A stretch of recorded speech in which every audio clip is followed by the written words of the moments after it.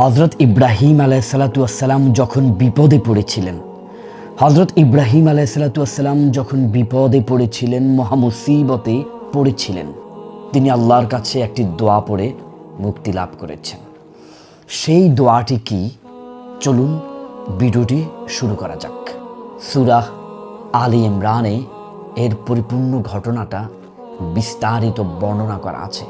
হযরত ইব্রাহিম আলাইহিসসালামকে যখন অগ্নিকুণ্ডে নিক্ষেপ করতে চেয়েছিল, ঠিক সেই কঠিন মুহূর্তে যখন পুরো পৃথিবী একদিকে আগুনকে প্রজ্বলিত করা হয়েছে, হযরত ইব্রাহিম আলাইহিসসালামকে নিয়ে এসেছে অগ্নিকুণ্ডে নিক্ষেপ করবেন।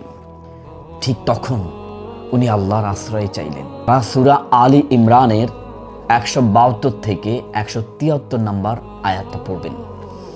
এর মধ্যেই আল্লাহ রাব্বুল আলামিন হযরত ইব্রাহিম আলাইহিসসালামকে শিখানো সেই দোয়াটি প্রকাশ করেছেন। আমাদের নবী মুহাম্মদ রাসূলুল্লাহ সাল্লাল্লাহু আলাইহি ওয়াসাল্লাম যখন উহুদের প্রান্তে মুসিবতে পড়লেন, যখন কাফেররা আবার দ্বিতীয়বার সংঘবদ্ধ হলেন, সাহাবীরা সবাই দিক বেদিক ছুটতে শুরু করলেন। কি করবেন বুঝে উঠতে পারছিলেন না।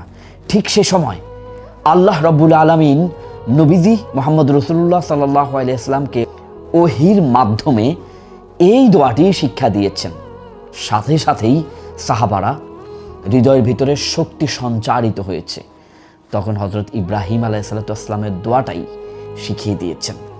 আপনাদের মধ্যে যারা ঠিক এভাবেই বিপদগ্রস্ত হয়ে যান, একেবারে সামনে পিছনে আর কিছুই দেখতে পাচ্ছেন না, আপনার সন্তান অসুস্থ, স্বামী রাগারাগি করে, কারো কথা কেউ শুনে না, অল টাইম ঘরে অশান্তি, বদ নজর, জিনের আসর, ব্যবসা ধ্বংস হয়ে গেছে, সেই দোয়াটি কি?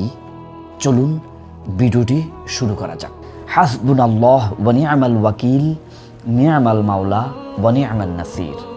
সূরা আলী ইমরান 172 থেকে 173। হযরত ইব্রাহিম আলাইহিসসালাম যখন মুসিবতে পড়েছিলেন, ঠিক তখন উনি পড়েছিলেন হাসবুনাল্লাহ ওয়া নি'মাল ওয়াকিল, নি'মাল মাওলা ওয়া নি'মান নাসির।